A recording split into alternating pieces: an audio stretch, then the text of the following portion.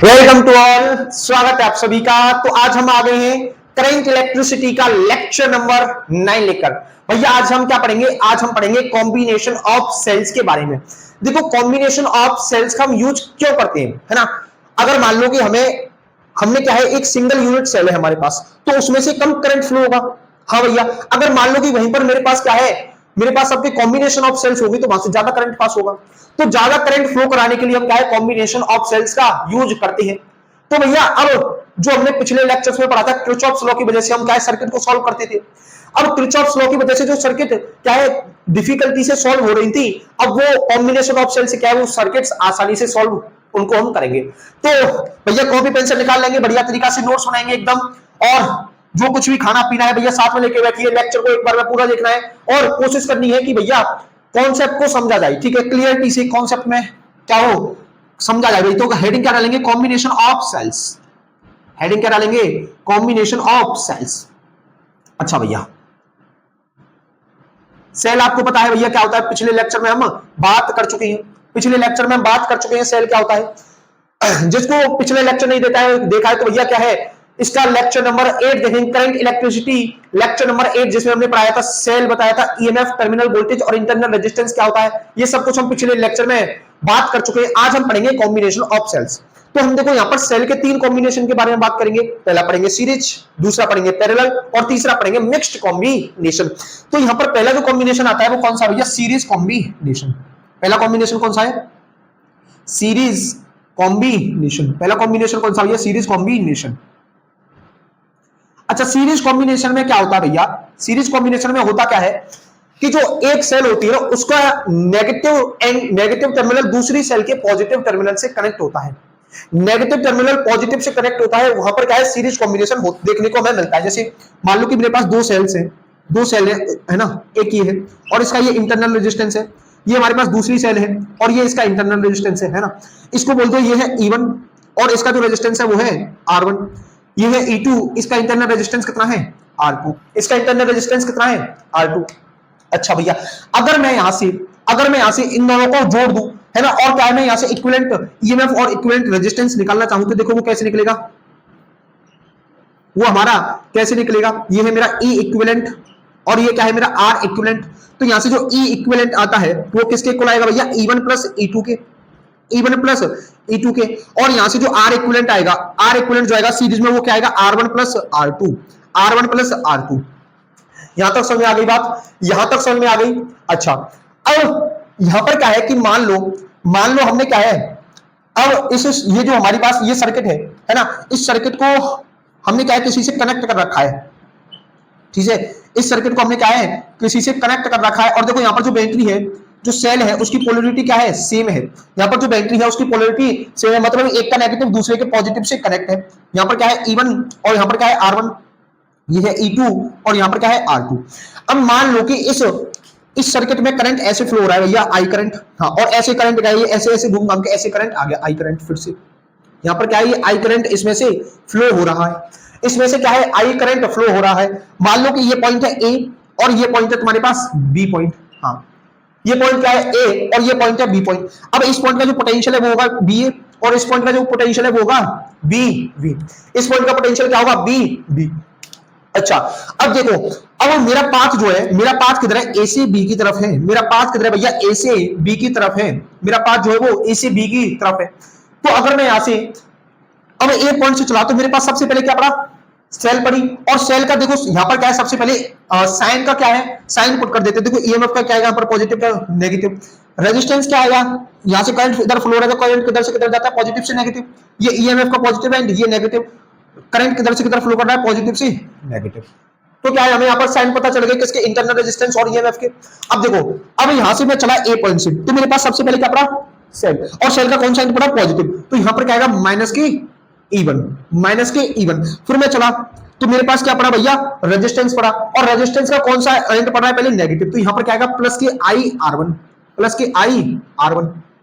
फिर मैं चला, मेरे पास पड़ा सेल, और सेल का कौन सा टर्मिनल पड़ रहा है? पहले पॉजिटिव। तो यहाँ पर क्या आएगा? नेगेटिव E2, माइनस के E2। और फिर हमारे पास रेजिस्टेंस पड़ा, तो यहाँ पर क्या आएगा? प्लस के आई R2। और ये क्या है?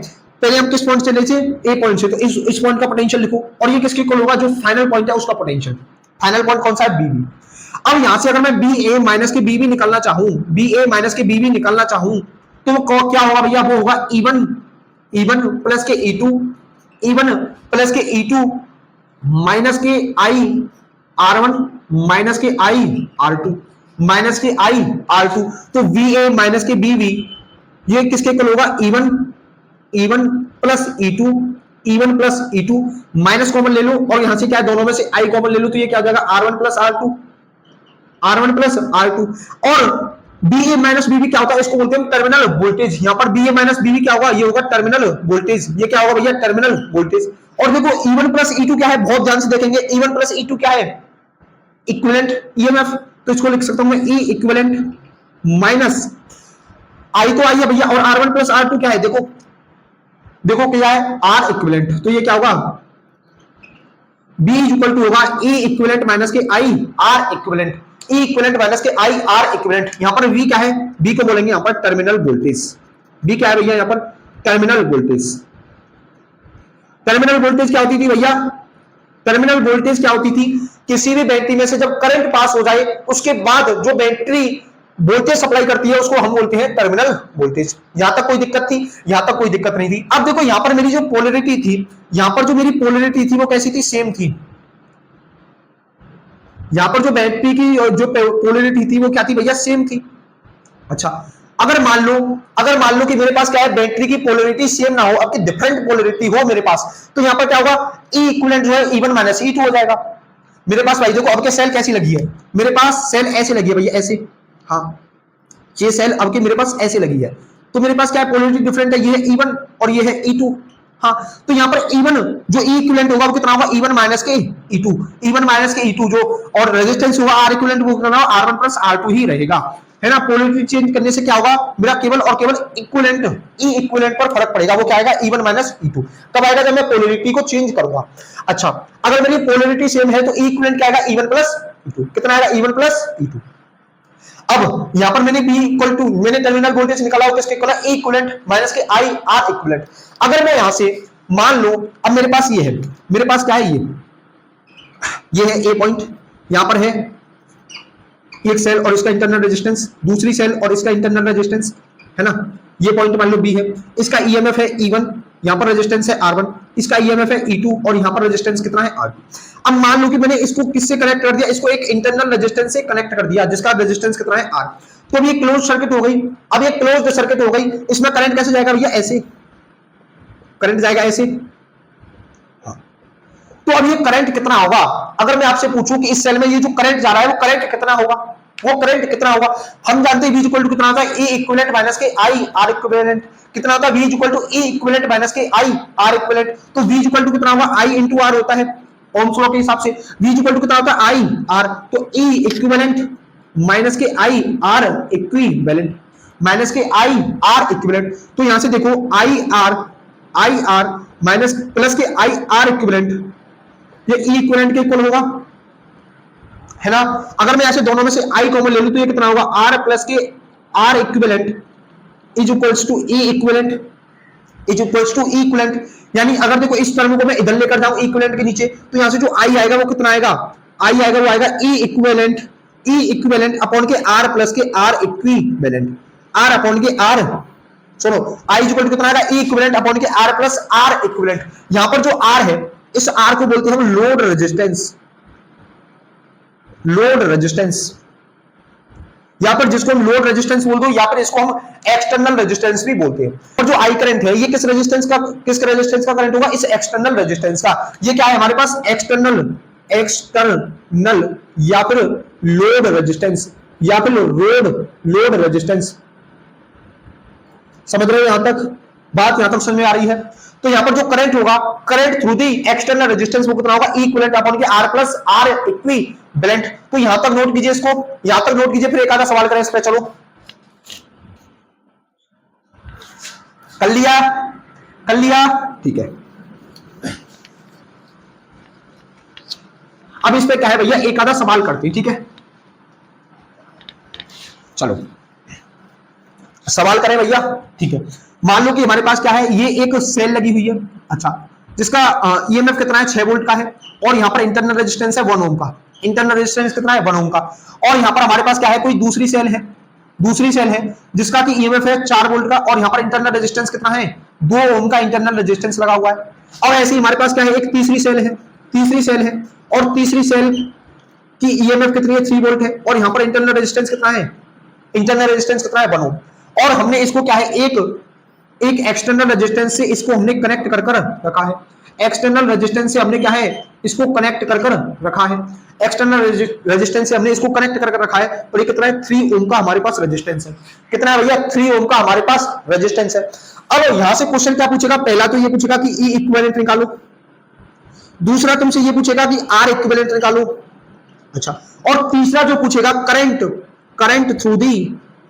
Current through external resistance, current through the external resistance कितना होगा, एक्सटर्नल रेजिस्टेंस कौन सा है आर, ये निकाल रहे थे। ये 3 चीजें निकालनी है। पहला सवाल क्या बना, यहां से इक्विवेलेंट निकालो, दूसरा है आर इक्विवेलेंट निकालो, और तीसरा सवाल क्या है यहां से भैया, current through the external resistance R. इस वाले कंडक्ट मतलब इस वाले रेजिस्टेंस में से जो करंट जाएगा वो निकालो। अच्छा, अब देखो हमारे पास जो ई इक्विवेलेंट होता था, ई इक्विवेलेंट कितना होता था भैया, E1 plus E2 plus E3। हाँ, अब देखो E1 कितना है यहाँ पर 6, E2 कितना है यहाँ पर +4। अब देखो यहाँ पर क्या है, पोलैरिटी डिफरेंट कर दिया। यहाँ पर देखो नेगेटिव से नेगेटिव कनेक्ट है, तो यहाँ पर क्या आएगा माइनस के 3 वोल्ट, तो ये किसके इक्वल आ जाएगा 7 वोल्ट के इक्वल। यानी जो इक्विवेलेंट ईएमएफ होगी वो किसके इक्वल होगी 7 वोल्ट के इक्वल।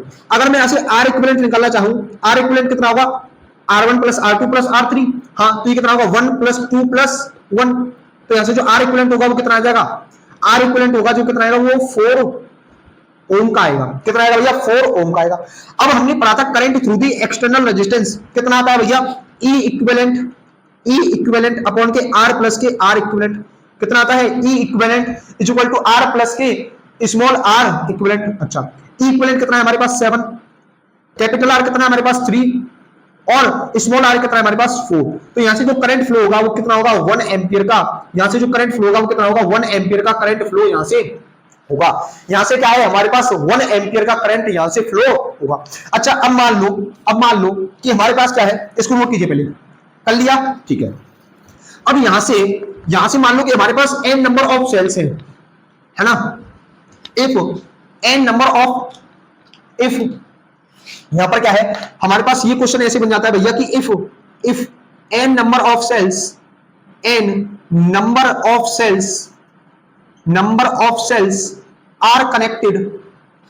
आर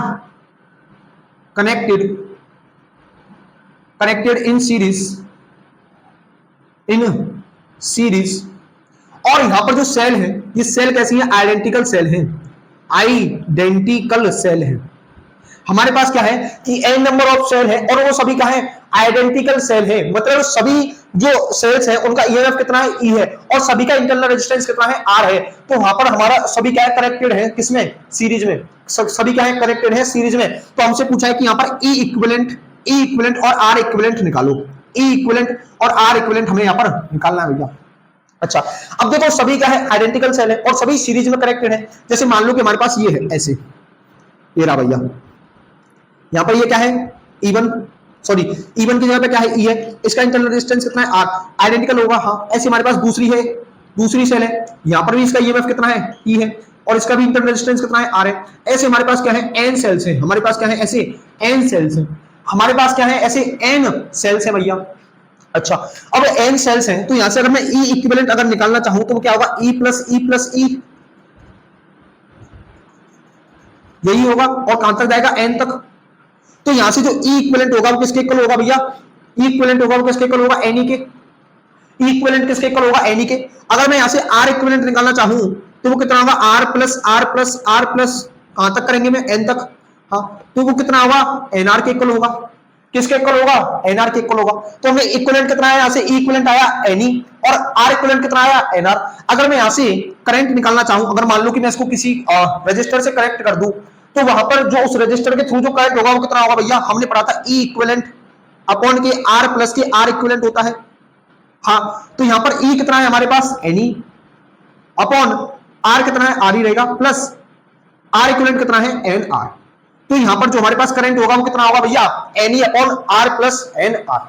यानी अगर मेरे पास एन नंबर ऑफ सेल्स है और सभी सेल्स क्या आइडेंटिकल है और उनको हमने सीरीज में लगाया हुआ है, सीरीज में लगाया हुआ है, तो वहां पर मेरे पास जो ई इक्विवेलेंट आएगा वो कितना आएगा, एन ई, आर इक्विवेलेंट कितना आएगा, एन आर, और जो वहां पर current through the external resistance, current through the external resistance, ये क्या है, current, current through through external, external resistor, तो वो कितना आएगा, वो कितना आएगा, n E upon r plus n r, कितना आएगा, n E upon r plus n are.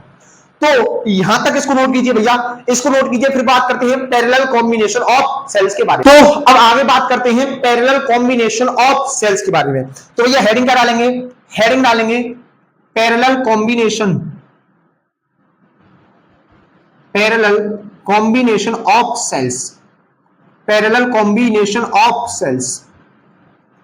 अच्छा भैया पैरेलल कॉम्बिनेशन में क्या होगा, पैरेलल कॉम्बिनेशन में होगा कि हमारा जो सेल है उसका नेगेटिव टर्मिनल जो होगा वो दूसरी सेल के नेगेटिव टर्मिनल से कनेक्ट होगा। मतलब जो नेगेटिव है वो नेगेटिव से कनेक्ट होगा और पॉजिटिव पॉजिटिव के से कनेक्ट होगा।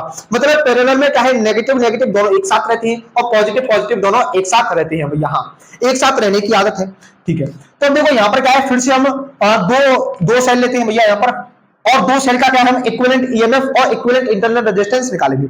अच्छा हमारे पास मान लो कि हमारे पास कुछ सेल ऐसे हैं भैया, ध्यान से देखना जरा, ये हमारे पास एक सेल ऐसी है, इसका इंटरनल रेजिस्टेंस है, हाँ भैया, और हमारे पास कोई दूसरी सेल, कोई हमारे पास क्या है, दूसरी सेल कुछ ऐसे है भैया, दूसरी सेल क्या है हमारे पास, ऐसे है भैया, ध्यान से देखो जरा, और ये इसका इंटरनल रेजिस्टेंस, ये क्या है, इसका हमारे पास इंटरनल रेजिस्टेंस, और हमने क्या है, इसको एक एक्सटर्नल रेजिस्टेंस से कनेक्ट कर कर रखा है, इसको क्या है, हमने एक एक्सटर्नल रेजिस्टेंस से हमने कनेक्ट कर कर रखा है। मान लो कि ये है हमारे पास E1 और ये है हमारे पास E2, ये इंटरनल रेजिस्टेंस जो है वो है R1 और ये जो इंटरनल रेजिस्टेंस है वो है R2, और एक्सटर्नल रेजिस्टेंस कितना है, कैपिटल R, एक्सटर्नल रेजिस्टेंस कितना है, कैपिटल R। मान लो कि इस वाली सेल में से I1 करंट जा रहा है, इस वाली सेल में से कितना है, I1 करंट जा रहा है, इस वाली सेल में से I2 करंट जा रहा है। तो यहां पर जो करंट आएगा वो कितना आएगा, इस एक्सटर्नल रेजिस्टेंस में वो आएगा I, तो यहां से कितना करंट जाएगा भैया, I, और देखो यहां पर लोड कर कितना आएगा भैया, I2 करंट आएगा, और यहां पर कितना आएगा, I1 करंट आएगा। क्यों, क्योंकि भैया किसी भी बैटरी में से जितना करंट जाता है उतना ही उस बैटरी में करंट वापस लौट कर आता है भैया। किसी भी क्लोज्ड सर्किट में जितना करंट उस बैटरी में से निकलेगा उतना ही करंट क्या है, उस बैटरी में आ जाएगा। अब देखो हमें यहाँ पर क्या है, ईएमएफ और रेजिस्टेंस की क्या है, साइन को पुट करते हैं। देखो ये पॉजिटिव, ये नेगेटिव, ये पॉजिटिव, ये नेगेटिव। अब देखो करंट किधर से किधर फ्लो हो रहा है, इधर से इधर, तो इधर क्या होगा, पॉजिटिव, इधर नेगेटिव, क्योंकि करंट क्या है, पॉजिटिव से नेगेटिव की तरफ जाता है। हाँ इधर देखो, इधर करंट ऐसे जा रहा है तो ये पॉजिटिव एंड होगा, ये नेगेटिव एंड होगा इस रेजिस्टेंस का। अब यहां पर हमें क्या है, इक्विवेलेंट इंटरनल रेजिस्टेंस निकालना है और इक्विवेलेंट ईएमएफ निकालनी है इसकी। हाँ भैया इक्विवेलेंट ईएमएफ और इक्विवेलेंट रेजिस्टेंस निकालना है, तो हम देखो यहां पर क्या करेंगे, उसे निकालने के लिए देखो अगर मैं यहां पर बात करूं तो इक्विवेलेंट रेजिस्टेंस जो इक्विवेलेंट ईएमएफ होगी, इक्विवेलेंट ईएमएफ जो होगी वहां पर वो कितनी होगी, E1 upon R1, E1 upon R1 plus E2 upon R2 plus E2 upon R2 upon के 1 upon R1, 1 upon R1 plus 1 upon R2, ये होगी। अच्छा भैया, और यहां पर बात करूं R इक्विवेलेंट की तो वो कितना होगा, 1 upon R1, 1 upon R1 plus 1 upon R2, ये होगा। लेकिन ये कैसे होगा भाई साहब, ये तो होगा आपने बता दिया, हमने मान लिया कि भैया ये जो इक्विवेलेंट होगा पैरेलल कॉम्बिनेशन में, इक्विवेलेंट दो सेल्स के लिए वो ये होगा, R इक्विवेलेंट दो सेल्स के लिए वो इतना होगा, है ना। हम मानते भैया, हम मानते, बिल्कुल आपकी बात से बहुत ज्यादा एग्रीमेंट है, हम आपकी बात से क्या है, एग्री है। लेकिन भैया दुनिया क्या है, सबूत मांगती है, ये अदालत सबूत मांगती है भाई साहब आपसे। तो इसका प्रूफ क्या है भैया, इसको जरा प्रूफ करके दिखाइए। तो मान लो मैं क्या है, इन पॉइंट्स को नाम दे दूं A, इसको नाम दे दूं मैं B, इसको मैं नाम दे दूं C, इसको नाम दे दूं D, इसको नाम दे दूं E और इसको नाम दे दूं F। इसको क्या नाम दे दूं, F। अब मैं किस लूप में घूम रहा हूं भैया, B A F E D C B। अब मान लो अब मैं बात करूं इन लूप की, कौन सी लूप की बात कर रहा हूं भैया मैं, in loop B A F E D C B, मैं किस लूप की बात कर रहा हूं, B A F E D C B। मैं इस लूप में घूमूंगा तो ये देखो यहां पर मैं जब B पॉइंट से गया तो मेरे पास सबसे पहले क्या पड़ा, इंटरनल रेजिस्टेंस पड़ा, और वो क्या है R1, और उसका कौन सा साइन पड़ा, पॉजिटिव। तो यहां पर क्या होगा, माइनस के वोल्टेज लिखना चाहूंगा, अगर मैं इसके अक्रॉस जो वोल्टेज होगी वो कितनी होगी, I1 R1, I1 R1। फिर मेरे पास ईएमएफ पड़ी, कौन सा साइन पड़ा, नेगेटिव, तो यहां पर क्या होगा, पॉजिटिव, तो यहां पर क्या होगा E1। अच्छा, फिर मेरे पास क्या पड़ा, अब देखो यहां से गया, यहां से गया, यहां पर क्या पड़ा, एक्सटर्नल रेजिस्टेंस, तो क्या होगा, माइनस के I into r is equals to 0, minus के I into r is equals to 0। अच्छा, अब देखो भैया यहाँ पर जो है मैंने इस वोल्टेज का मतलब I1 R1 जो है नेगेटिव क्यों लिया है, क्योंकि देखो पहले कौन सा टर्म पड़ रहा है, पहले इसका एंड पड़ रहा है पॉजिटिव, तो यहाँ पर क्या लूंगा, नेगेटिव। एक तो ऐसे तरीका याद रख सकते हो, या फिर ऐसे रखो कि मैं किधर से जा रहा हूँ, पॉजिटिव से किधर की तरफ जा रहा हूँ, नेगेटिव की तरफ, किधर जा रहा हूँ, नेगेटिव की तरफ, तो यहाँ पर क्या आएगा, नेगेटिव। अब देखो इधर से मैं क्या है, इधर से जा रहा हूँ, है ना, इधर से जा रहा हूँ भैया, तो बी पॉइंट से लाऊंगा, हाँ, तो इस ईएमएफ के किधर जा रहा हूँ मैं, पॉजिटिव की तरफ, तो यहाँ पर क्या आएगा, पॉजिटिव। एक तो ये तरीका है, या फिर ऐसे याद रख लो कि नेगेटिव पड़ रहा है तो उसके अपोजिट में लगा दो प्लस। अच्छा, तो यहाँ पर जो हमारा यहाँ पर I1 R1 जो होगा, यहाँ पर जो I1 R1 जो होगा हमारे पास, वो कितना होगा भैया, E1 माइनस के I R, वो कितना होगा, E1 माइनस के I R। और अगर मैं यहाँ से I1 निकालता हूं तो वो कितना होगा, E1 अपॉन के R1, E1 अपॉन के R1 माइनस के IR अपॉन के R1, माइनस के IR अपॉन के R1, तो हमारे पास क्या है, I1 निकल कर आ गया है। तो इसको इक्वेशन दे दो, इक्वेशन फर्स्ट, इसको इक्वेशन दे दो, इक्वेशन फर्स्ट। अब देखो, अब मैं दूसरे लूप में घूमूंगा, दूसरा लूप क्या मेरे पास, CFED, कौन सा लूप है, इन लूप। अब मान लो मैं दूसरे लूप में घूम रहा हूं, इन लूप, और वो लूप कौन सा है, CFEDC, इस लूप में घूम रहा हूं। तो ये मेरे पास सबसे पहले क्या पड़ा, इंटरनल रेजिस्टेंस, तो यहां पर कितना होगा, माइनस के I2 R2, इसमें से करंट कितना फ्लो रहा है, I2 प्लस E2। फिर मेरे पास क्या पड़ा, एक्सटर्नल रेजिस्टेंस, यहां पर क्या आएगा, माइनस के IR, और ये किसके इक्वल होगा भैया, 0 के इक्वल होगा। हाँ, तो यहां पर क्या होगा, जो I2 R2 है वो किसके इक्वल होगा भैया, वो होगा E2 माइनस के IR के इक्वल। हाँ, अगर मैं ऐसे I2 लिखना चाहूं तो वो किसके इक्वल होगा, E2 अपॉन R2 माइनस के IR अपॉन R2, माइनस के IR अपॉन R2। तो यहां से हमारे पास क्या है, I2 की वैल्यू निकल कर आ गई, I1 की वैल्यू निकल कर आ गई। अब ध्यान से देखो, तो ये जो I है वो किसके इक्वल है, I1 प्लस I2 के इक्वल है। हाँ भैया, तो देखो इसको इक्वेशन दे दो सेकंड और इसको दे दो थर्ड। अब जब यहां से हम इन तीनों इक्वेशंस को सॉल्व करेंगे तो हमारे पास क्या है, इक्विवेलेंट की वैल्यू निकलेगी और आर इक्विवेलेंट की वैल्यू निकलेगी। अब लेकिन कैसे निकलेगी उसके ऊपर बात करते हैं, पहले इसको नोट कीजिए भैया, सुंदर तरीका से नोट करेंगे इसको, कर लिया, चलो अब देखो इसको प्रूव करते हैं, ठीक है, चलो भैया फिर है।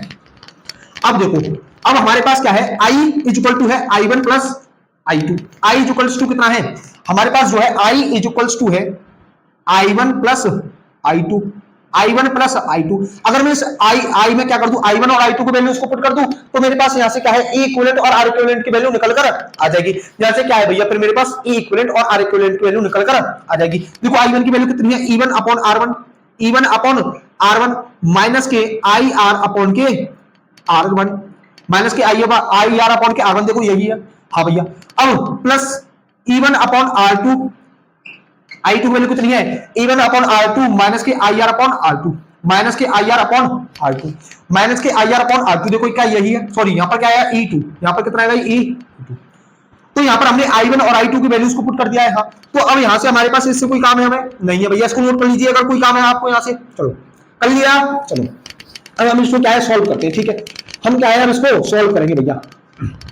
अब देखो जब हम इसको सॉल्व करेंगे तो यहां से जो I आएगा वो किसके इक्वल आएगा, अब देखो E1 upon R1 plus E2 upon R2, ऐसे लिख सकता हूं मैं इसको, दोनों को एक साथ लिख सकता हूं। हाँ, तो माइनस के क्या होगा, IR अपॉन R1 माइनस के IR अपॉन R2, माइनस के IR अपॉन R2। अच्छा, I इक्वल टू कितना होगा यहां से, E1 upon R1 plus E2 upon के R2 plus E2 upon R2। अच्छा, और देखो यहां से अगर मैं माइनस IR कॉमन ले लेता हूं, माइनस के IR कॉमन ले लेता हूं तो यहां पर ये कितना बचेगा, यहां पर बचेगा अंदर 1 अपॉन के R1 प्लस के 1 अपॉन R2 प्लस के 1 अपॉन R2। अरे समझ में आ रहा है या नहीं आ रहा है भाई साहब, क्या होगा, मैंने यहां से माइनस के IR कॉमन ले लिया तो अंदर क्या बचा, 1 upon R1 plus 1 upon R2।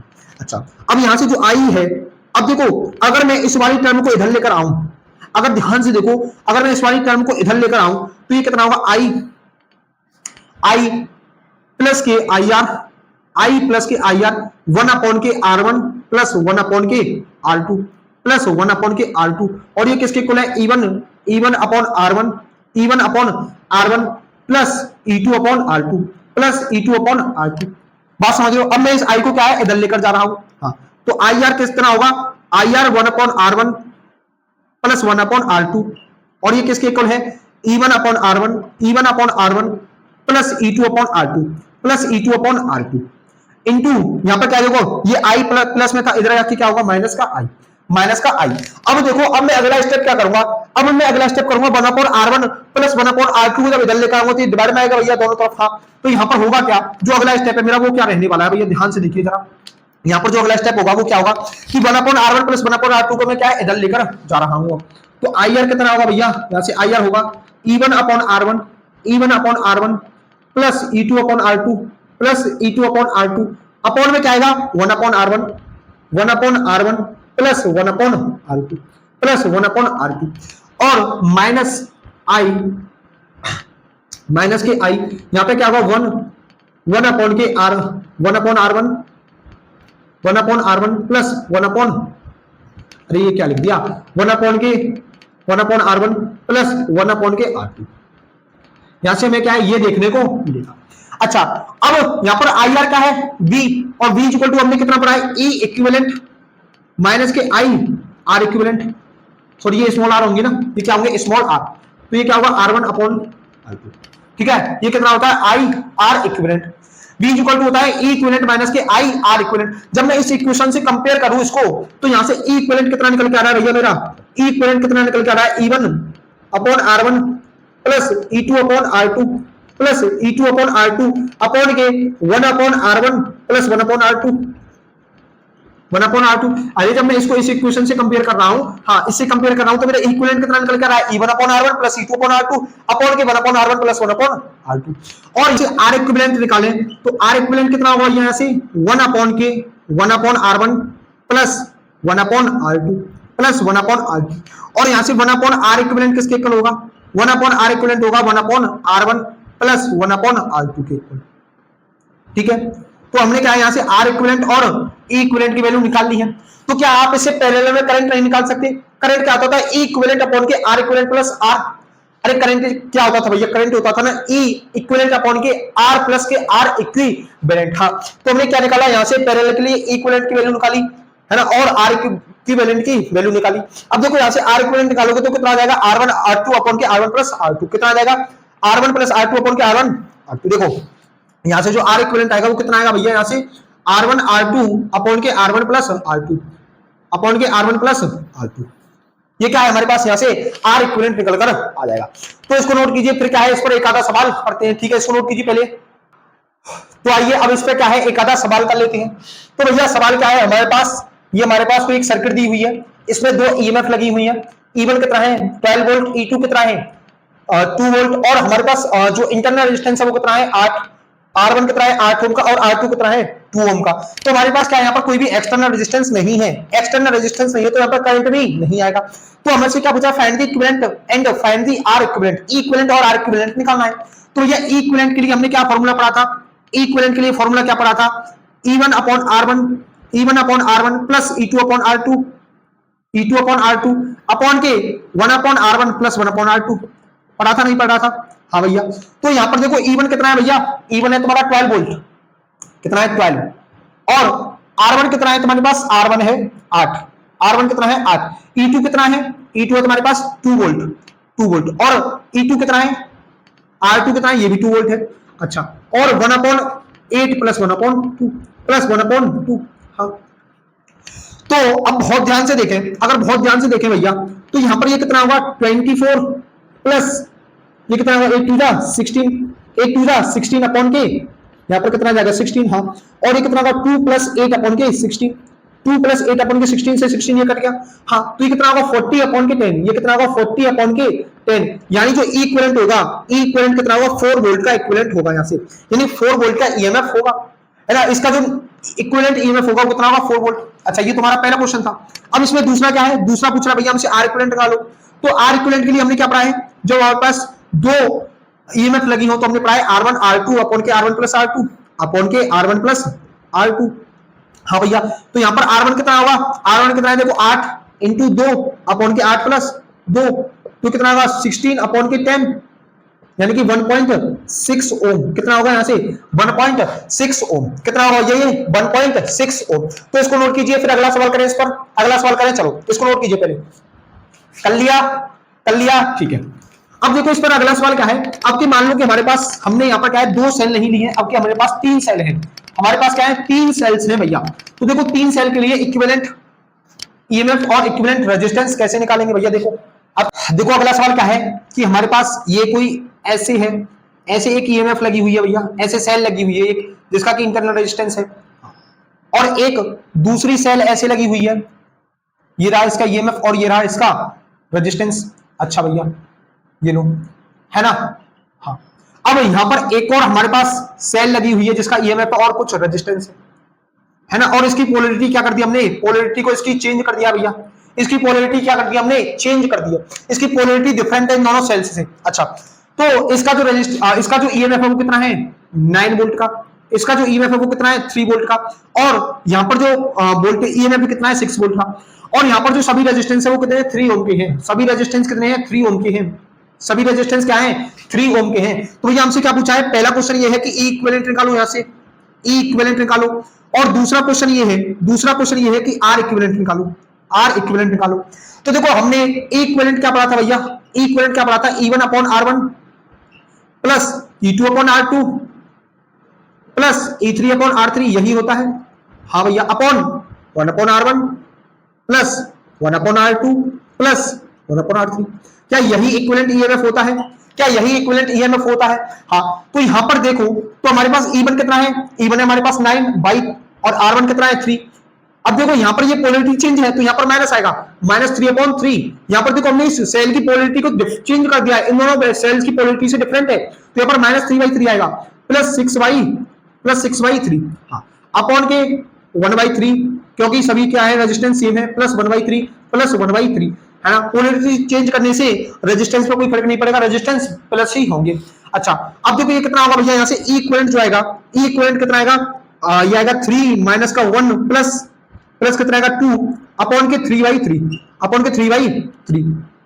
तो ये 3 से 3 कैंसिल हो जाएगा। हाँ भैया, तो ये कितना आएगा 3 प्लस 5, यानी ये हो जाएगा 4 वोल्ट। यहाँ पर जो ईएमएफ आएगा वो कितना आएगा भैया 4 वोल्ट आएगा। ईएमएफ कितना आएगा 4 वोल्ट। और यहाँ से अगर मैं आर इक्विवेलेंट निकालूं, आर इक्विवेलेंट निकालूं वो कितना आएगा 1 upon R1 plus 1 upon R2 plus 1 upon R3, यही होगा या नहीं होगा। हाँ, तो आर इक्विवेलेंट जो आएगा वो कितना आएगा 1/3 प्लस 1/3 प्लस 1/3। तो ये कितना होगा 3/3, यानी कि 1 ओम, यानी कितना होगा 1 ओम। कितना होगा ये 1। तो इसको नोट कीजिए भैया। फिर इस पे क्या है, अगला सवाल और करते हैं। देखो अगला सवाल और करते हैं भैया, नोट कर लिया यहां से, कर लिया। चलो अब देखो भैया अगला सवाल क्या है कि मान लो हमारे पास n नंबर ऑफ सेल्स हैं, हमारे पास क्या है n नंबर ऑफ सेल्स हैं, और सभी सेल्स क्या है आइडेंटिकल हैं, और उनको हमने क्या है पैरेलल में कनेक्ट कर दिया है। हमारे पास क्या है, हमारे पास क्या है n नंबर ऑफ सेल्स हैं, हमारे पास क्या है n नंबर ऑफ सेल्स हैं भैया, हमारे पास n नंबर ऑफ सेल्स हैं, और all cells are identical, all cells are identical, और सभी सेल्स को क्या है, सभी सेल्स को हमने क्या है पैरेलल में कनेक्ट कर रखा है, सभी सेल्स को हमने पैरेलल में कनेक्ट कर रखा है। तो ये देखो यहां पर हमारे पास कुछ बनेगा ऐसे, ये हमारे पास ईएमएफ है, यहां पर ये इंटरनल रेजिस्टेंस है। अच्छा भैया, और देखो यहां पर ये एक और आ गई, ये लो भैया, है ना। हाँ, ऐसे हमारे पास क्या है, ऐसे हमारे पास ये एन सेल्स है, मतलब ऐसे समझो, ये ऐसे समझो हमारे पास क्या है कि हमारे पास ये है, ये हमारे पास क्या है ईएमएफ है सेल का, और ये देखो ये दूसरी सेल आ गई हमारे पास, ठीक है। ये हमारे पास क्या है तीसरी सेल है, ये हमारे पास क्या है तीसरी सेल है। ऐसे हमारे पास कितनी है एन सेल्स हैं, एन सेल्स हैं भैया, हमारे पास क्या है ऐसे एन सेल्स हैं, और सबका ईएमएफ कितना है ई है, सबका ईएमएफ कितना है ई है, और सबका रेजिस्टेंस कितना है आर है, सबका इंटरनल रेजिस्टेंस कितना है आर है। तो भैया हमसे ये पूछा है कि यहाँ पर ई इक्विवेलेंट और आर इक्विवेलेंट कितना होगा। तो देखो अगर मैं यहाँ से ई इक्विवेलेंट निकालूं तो वो कितना होगा E1 upon R1 plus E2 upon R2, यही होता है। एन कहां तक जाएगा एन तक, upon 1 upon R1 plus 1 upon R2, हाँ, और ये कहां तक जाएगा एन तक। अच्छा, तो ऐसे में क्या करता जाऊंगा, यहां से अगर मैं ई इक्विवेलेंट निकालूं तो वो कितना आएगा E अपॉन के आर प्लस E अपॉन के आर प्लस E अपॉन के आर, है ना, कहां तक जाएगा एन टाइम्स तक। Upon 1/r plus 1/r plus 1/r, और ये कहां तक जाएगा भैया, n तक। तो इक्विवेलेंट कितना है यहां से, इक्विवेलेंट आएगा वो आएगा NE अपॉन के NR, है ना, NE अपॉन के NR अपॉन N अपॉन के NR। तो NR से NR कटा, ये N से N कटा, तो यहां से जो इक्विवेलेंट आता है वो E के ही इक्वल आ जाएगा भैया। से इक्विवेलेंट जो आएगा वो E के ही इक्वल आएगा। जब हम इसको सॉल्व करेंगे तो पैरेलल में अगर हमारे पास n number of identical sales हैं तो वहां पर जो इक्विवेलेंट ईएमएफ होगा वो E के ही इक्वल होगा। वो क्या है, ईएमएफ ऑफ सेल के इक्वल ही होगा। यहां पर हमने सॉल्व करके देखा। अगर मैं यहां से बात करूं R इक्विवेलेंट की, तो यहां से जो R इक्विवेलेंट आएगा, जो यहां से 1/r इक्विवेलेंट आएगा वो कितना आएगा भैया, 1/r plus 1/r plus 1/r, और ऐसे कहां तक जाएंगे हम, n तक। तो यहां से 1/r जो R इक्विवेलेंट आएगा वो कितना आएगा, n अपॉन के r। तो यहां से R इक्विवेलेंट कितना आएगा भैया, R इक्विवेलेंट कितना आएगा, R बाई n। देखो पैरेलल में अगर हमारे पास आइडेंटिकल सेल है n हमारे पास आइडेंटिकल सेल्स है, तो वहां पर जो इक्विवेलेंट ईएमएफ होता है वो E के ही इक्वल होता है, और जो इक्विवेलेंट रेजिस्टेंस होता है वो R बाई n के इक्वल हो जाता है। कितना हो जाता है, R बाई n के इक्वल हो जाता है। तो भैया अगर इस पर एक सवाल करें अगर इस पर, तो देखो सवाल क्या है। अब मान लो कि हमारे पास क्या है, 3 सेल्स है, हमारे पास क्या है, 3 सेल है हमारे पास, ठीक है। हमारे पास क्या है भैया, 3 सेल है। देखो ऐसे हैं, एक ये है ईएमएफ और ये इसका इंटरनल रेजिस्टेंस, ये क्या है हमारे पास, इसका इंटरनल रेजिस्टेंस, और ये हमारे पास क्या है, दूसरी सेल है, ये इसका इंटरनल रेजिस्टेंस, ये तीसरी सेल है, ये क्या है, इसका इंटरनल रेजिस्टेंस। अच्छा, और क्या है, हमने यहां पर इनको क्या है, हमने एक R रेजिस्टेंस से, एक इंटरनल रेजिस्टेंस है जिसका R, उससे हमने क्या है, इसको कनेक्ट कर रखा है। तो ये क्या है, सभी आइडेंटिकल है, तीनों क्या है, आइडेंटिकल है, और यहां पर ये भी क्या है, स्मॉल r है, ये भी स्मॉल r है। तो हमसे पूछा है कि इसमें करंट कितना होगा, इस एक्सटर्नल रेजिस्टेंस के अक्रॉस, इस एक्सटर्नल रेजिस्टेंस के अक्रॉस करंट कितना होगा यहां से। तो एक्सटर्नल रेजिस्टेंस के अक्रॉस हमें जब भी करंट निकालना है तो हम क्या निकालते हैं, I इज इक्वल्स टू होता है E इक्विवेलेंट अपॉन के R equivalent plus R equivalent plus R। तो यहां से I कितना होगा, इक्विवेलेंट कितना होगा, ये E के इक्वल, और R इक्विवेलेंट कितना होता है, R बाई n, और n कितना है हमारे पास, सॉरी नंबर ऑफ सेल्स कितनी है, 3। तो यहां पर कितना होगा, प्लस R। तो यहां से जो I आएगा वो कितना आएगा, E अपॉन के R प्लस 3R अपॉन के 3, यानी जो I होगा वो कितना होगा, 3E अपॉन के R प्लस 3R के इक्वल। कितना होगा, I is equal to 3E upon के R प्लस 3R के इक्वल। यहां से जो है वो करंट होगा किसमें, जब हमारे पास किसी भी पैरेलल कॉम्बिनेशन में हमारे पास 3 सेल्स हो और तीनों सेल्स कैसी हो, आइडेंटिकल सेल हो, तो वहां पर एक्सटर्नल रेजिस्टेंस के थ्रू जो करंट होगा कितना होगा, 3E अपॉन के R प्लस 3R। तो यहां तक इसको नोट कीजिए। फिर बात करते हैं आगे मिक्स्ड कॉम्बिनेशन ऑफ सेल्स के बारे में। पहले इसको नोट कीजिए भैया बढ़िया तरीका से एकदम। आगे पढ़ते हैं मिक्स्ड कॉम्बिनेशन ऑफ सेल, है ना। आगे क्या पढ़ेंगे, मिक्स्ड कॉम्बिनेशन। आगे क्या पढ़ेंगे भैया, मिक्स्ड कॉम्बिनेशन। हेडिंग बनाइए जल्दी से।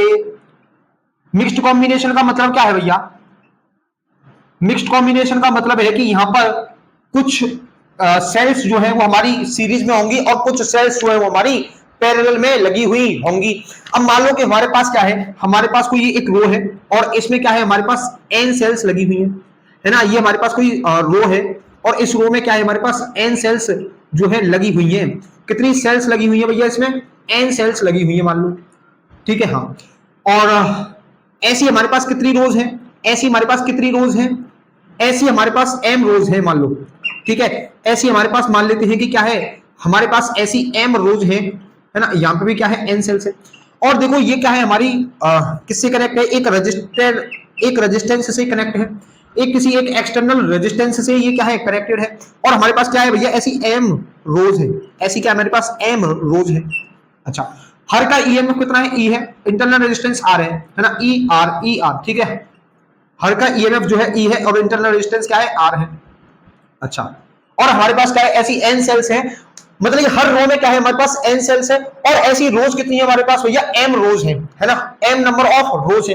तो यहां से अगर मैं नंबर ऑफ सेल्स निकालूं, यहां से सबसे पहले क्या निकालूंगा मैं, नंबर ऑफ सेल्स निकालूं, तो क्या होगी, n इंटू m, वो क्या होगी, n इंटू m। अच्छा, यहां पर n जो है, n इंटू m जो है number of rows, number of cells होंगी। अब अगर मैं पहले रो में देखूं तो ये सभी क्या है, ये पहली रो में ये सभी जो सेल्स है वो सीरीज में है। और सीरीज के लिए जो E इक्विवेलेंट होता है, सीरीज के लिए जो E इक्विवेलेंट होता है वो कितना होता है, Ne। और जो आर इक्विवेलेंट होता है वो कितना होता है एनआर, वो कितना होता है एनआर। ऐसे ही इस वाली सेल के लिए भी ये भी सीरीज में है, तो ये भी किसमें, इसका इक्विवेलेंट कितना होगा एनई, हाँ भैया, और इसका आर इक्विवेलेंट कितना होगा एनआर, इसका आर इक्विवेलेंट कितना होगा भैया एनआर होगा, बिल्कुल होगा भैया। अब हमारे पास क्या है, ऐसी भैया कितनी सेल्स है, एम सेल्स है, मतलब हमारे पास कितनी कितनी रोज है, एम रोज है, और हर हर रो में जो इक्विवेलेंट ईएमएफ जो है वो एनई होगी और इक्विवेलेंट इंटरनल रेजिस्टेंस कितना होगा एनआर होगा। अब ये सभी क्या है भैया, फिर ये पैरेलल में लग जाएंगी, पैरेलल में लग जाएंगी।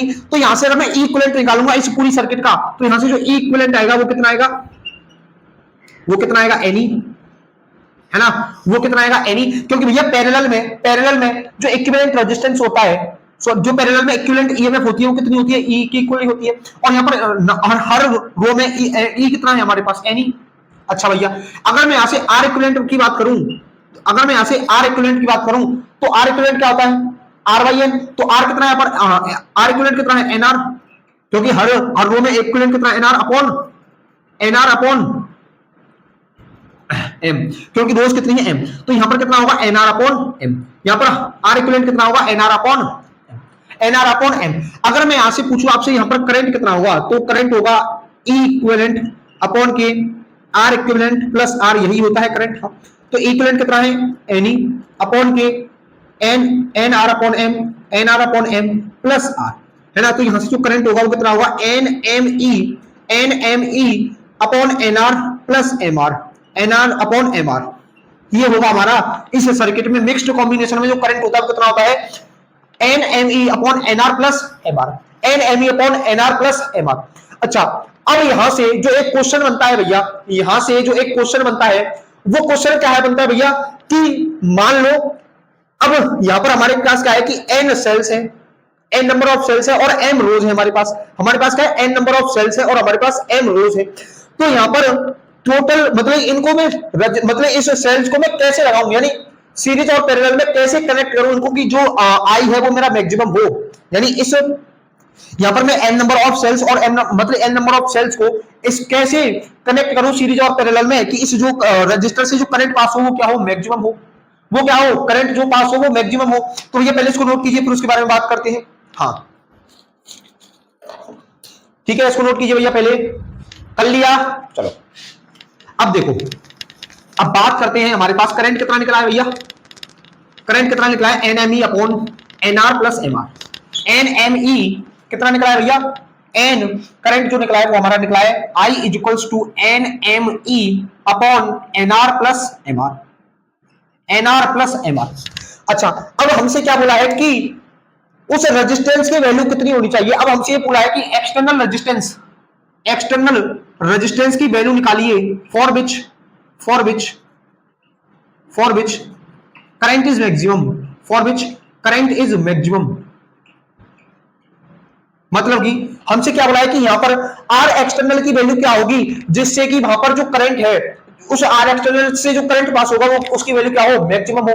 तो भैया हमें यहाँ पर क्या है आर की वैल्यू निकालनी है। अच्छा, अब देखो आर की वैल्यू अगर हमें निकालनी है करंट को मैक्सिमम करना है, अब देखो एन इंटू एम क्या है, एन इंटू एम है हमारा नंबर ऑफ सेल्स, ये तो कांस्टेंट है, हाँ, और ये भी कांस्टेंट है भैया क्योंकि पैरेलल में कितना होता है ई ही रहता है ईएमएफ। हाँ, अब यहाँ पर जो हमारा करंट डिपेंड करेगा वो किस पर डिपेंड करेगा, इस पर।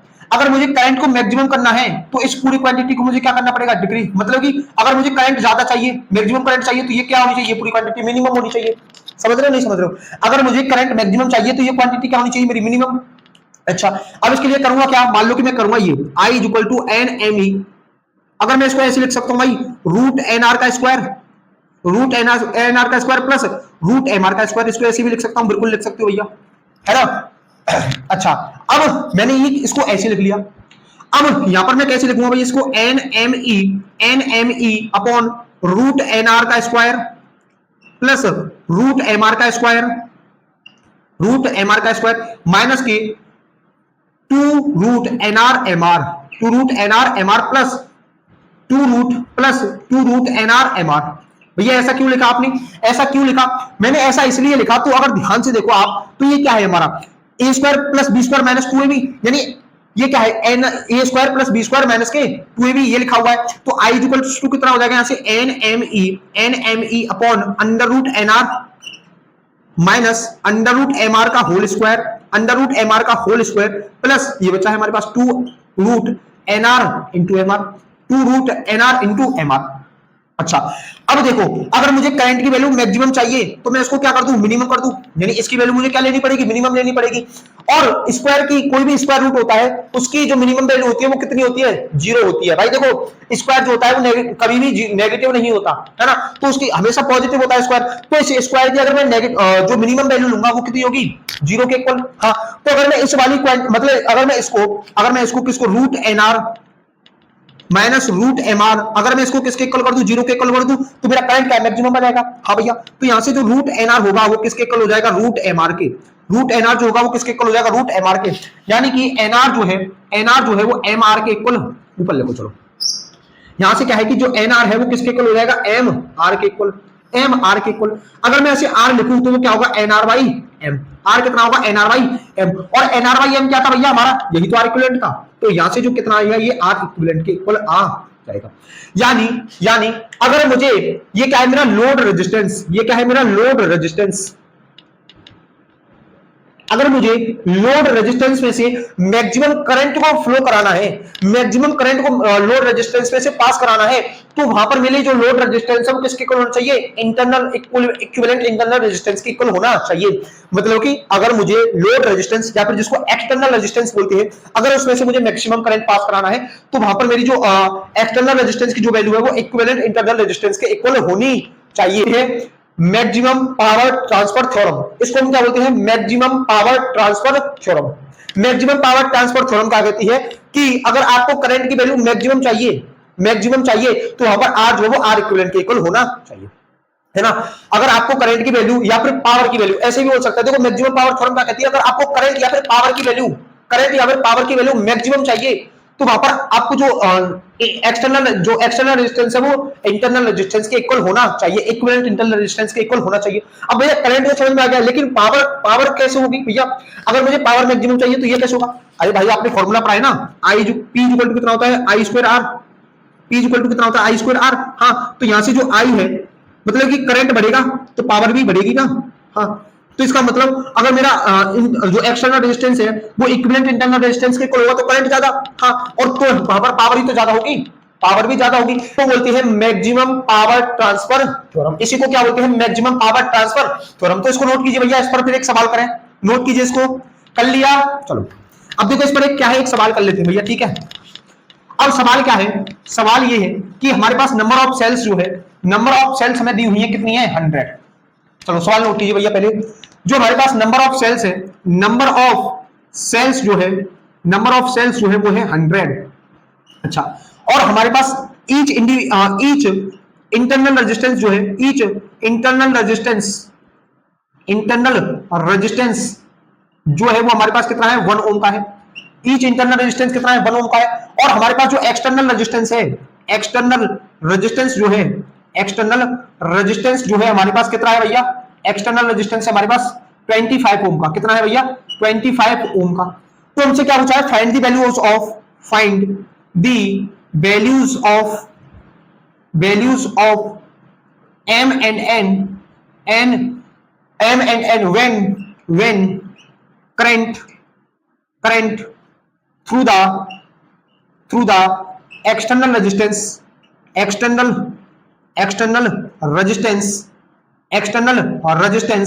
is maximum।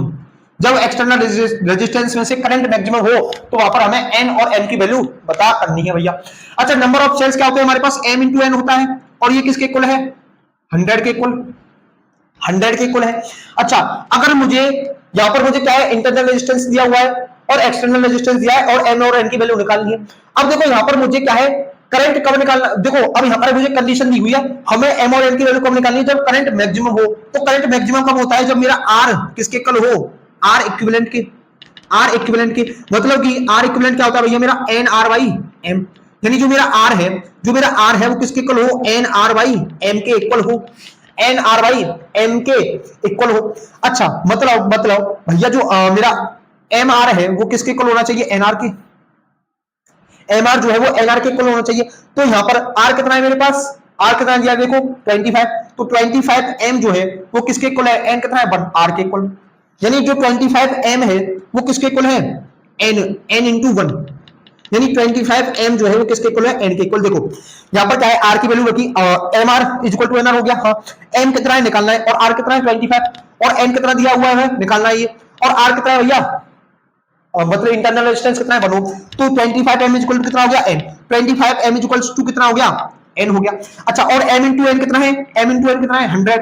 तो m इंटू 25m, यानी n की जगह पे कितना लिख सकता हूं मैं 25m, ये किसके इक्वल होगा 100 के। हाँ भैया, यानी 25m स्क्वायर किसके इक्वल होगा 100 के। तो m स्क्वायर किसके इक्वल हो जाएगा 1/4 के, सॉरी m स्क्वायर किसके इक्वल हो जाएगा 4 के। तो m इज इक्वल टू किसके होगा 2 के। अरे m किसके इक्वल होगा 2 के, क्योंकि अगर m निकालूंगा तो इधर रूट हो जाएगा। हाँ, अब मैं यहां से मुझे क्या निकालना है, n की वैल्यू निकालनी है। तो 25m इज इक्वल टू कितना है, n है, तो n इज इक्वल टू कितना होगा 25 इंटू 2, यानी जो n होगा वो कितना होगा 50। तो मेरे पास n की वैल्यू कितनी आई 2, और सॉरी n की वैल्यू कितनी आई 2 और n की वैल्यू कितनी आई 50।